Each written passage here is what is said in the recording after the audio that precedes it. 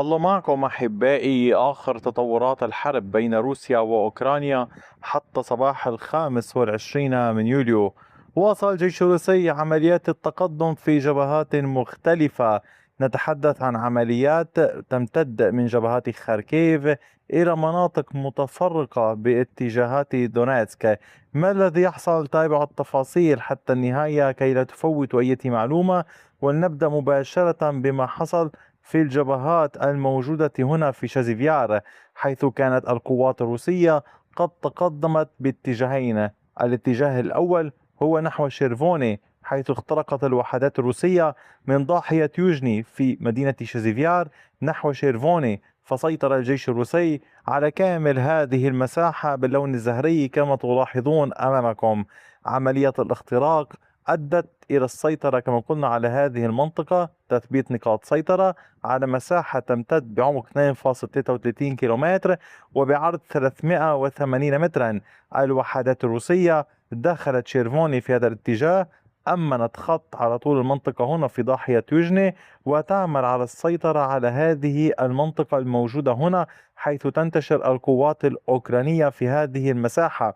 العمليات في هذه المنطقة إن كنتم تلاحظون أمرا يمكن أن تستفيد منها الوحدات الروسية في الضغط أكثر فأكثر على الجيش الأوكراني هنا، حيث توجد هذه المنطقة ضد ضاحية شيفشينكو، وحيث تلاحظون أن الجيش الروسي يحاول منذ أيام الضغط نحوه. بات بإمكان الجيش الروسي إغلاقها في هذا الاتجاه وفرض طوق على الوحدات الأوكرانية المنتشرة هنا، فإما تنسحب القوات الأوكرانية أو تشن هجمات مضادة لاستعادة السيطرة على هذه المنطقة ومنع تطويرهم من قبل الوحدات الروسية. لهذا يجب أن نراقب الأمور. في نفس الجبهة الجيش الروسي تمكن من التقدم داخل ميكولاييفكا، فبعد السيطرة منذ أيام على هذه المنطقة واصل الجيش الروسي اختراق المناطق، فسيطر على شارع إضافي هنا بعمق 540 مترا بعرض 170 مترا. الوحدات الروسية تعمل في هذا القطاع على الضغط بشكل كبير على الجيش الأوكراني اليوم كما تلاحظون من خريطة التحصينات، حيث يوجد أسلاك شائكة هنا عند الخط الزهري، وحيث يوجد أسنان تنين عند الخطوط البيضاء.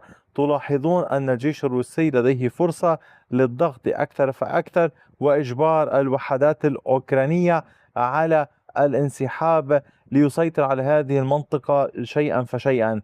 ولكن هذا الأمر لم يكن نتيجة الصدفة ولا نتيجة عمل يوم، فمنذ مدة والقوات الروسية تعمل على الضغط بشكل كبير على كامل هذه المنطقة في محاولة أيضا للضغط على كامل القوات الأوكرانية المنتشرة هنا.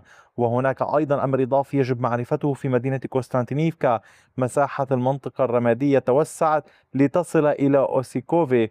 الوحدات الروسية تعمل على كامل هذه المنطقة على التقدم والاختراق للوصول إلى أوسيكوفي، فيما الوحدات الأوكرانية المنتشرة هنا تشتبك مع القوات الروسية من منزل إلى آخر، ما يجعل الأمر معقدا نوعا ما.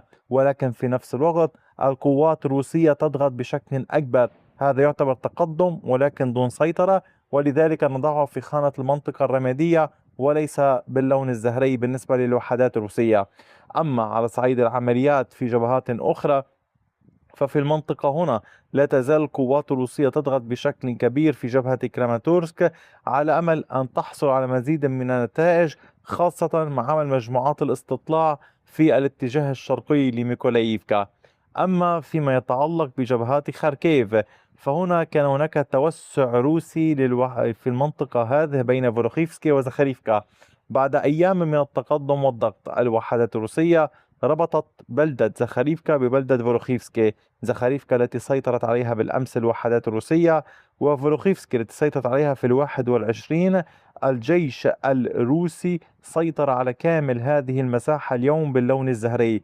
مع ساعات الصباح كانت القوات الروسية قد تقدمت بعمق 2 كيلومتر ونصف كيلومترين ونصف بامتداد نحو أقل من 4 كيلومترات. الجيش الروسي يعمل في هذا القطاع بقوة ويحتاج إلى هذا القطاع. لماذا؟ قلت لكم بالأمس يحتاج إلى ربط مناطق السيطرة ببعضها البعض، يعني تطويق الوحدات الأوكرانية الموجودة في كامل هذه المنطقة والضغط عليهم بشكل كبير. الهدف أيضا هو التقدم على طول النهر الذي يمتد من هذه المنطقة على طول هذا الاتجاه. يعني هناك سلسلة من البلدات المنتشرة هنا كما تلاحظون، تعمل القوات الروسية على التقدم فيها بدلا من المساحات المفتوحة.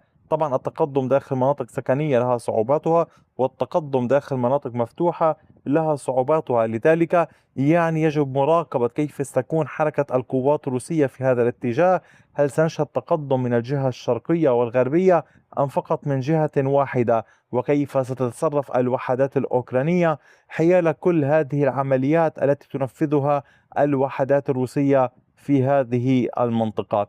أيضا فيما يتعلق بالعمليات في جبهة خاركيف، الوحدات الروسية أيضا تتحرك في محيط أرتيلني، وقد حسنت موقعها في محيط المنطقة هنا، تقدمت بنحو نصف كيلومتر وبعرض 420 مترا، سيطرت على هذه المنطقة التي تشاهدونها أمامكم.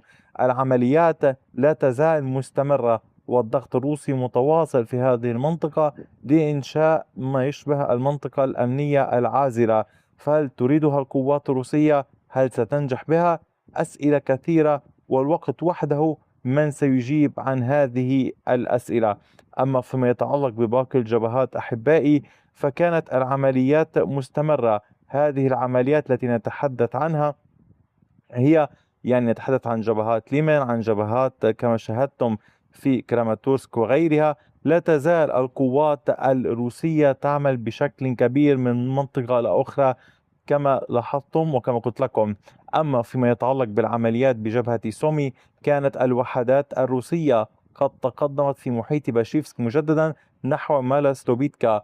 التقدم الروسي كان على كامل هذه المساحة باللون الزهري. عمق التقدم للوحدات بلغ 670 مترا بامتداد أكثر من كيلومتر ونصف. الجيش الروسي يعمل بمحاذاة الطريق الرئيسي المؤدي إلى هذه البلدات التي تشاهدونها هنا، سواء هذه البلدة أو هذه القرية أو هذه القرية. الجيش الروسي يحتاج إلى السيطرة على هذه المنطقة لربط مناطق السيطرة ببعضها البعض في هذه المساحة. البعض كان قد سأل لماذا لا يعمل الجيش الروسي في هذا الاتجاه، يعمل فقط جنوب الطريق الرئيسي الموجود هنا بالخط الأصفر. طبعا هذا أمر يعود للوحدات الروسية، يعني هذا ما يحصل في هذه المنطقة. أما على صعيد العمليات في جبهة زابوروجي، فالوحدات الروسية تزال تواصل شن هجماتها في هذا القطاع من ستيبنوهيرسك وصولا إلى هذه المنطقة، فيما القوات الأوكرانية تشن هجمات في هذا القطاع هنا. وفي القطاع الشرقي العمليات مستمرة على هذا النحو، هجمات أوكرانية في هذه المنطقة، وفي هذا الاتجاه هجمات روسية عند كامل هذا الخط. المعركة ليست بالسهلة، والطرفان يسعيان لزيادة مكاسبهما. أحبائي، كما لاحظتم هذه التطورات حتى صباح اليوم، أي جديد سأوافيكم به لاحقا. شكرا لكم دوما على كامل وقتكم الثمين، وإلى اللقاء بفيديو آخر.